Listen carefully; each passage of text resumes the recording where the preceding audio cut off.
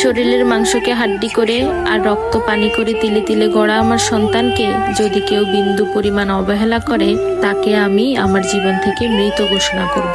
কারণ আমার কাছে আমার সন্তানের চেয়ে বড় আর কিচ্ছু নেই, কিচ্ছু না। কত ছবি ভালোবাসার ভরে যায় খুশিতে, তখন হৃদয় কিছু কিছু কথা আর কিছু পরিচয় মনে মনে চুপি চুপি দোলা দিয়ে যায়।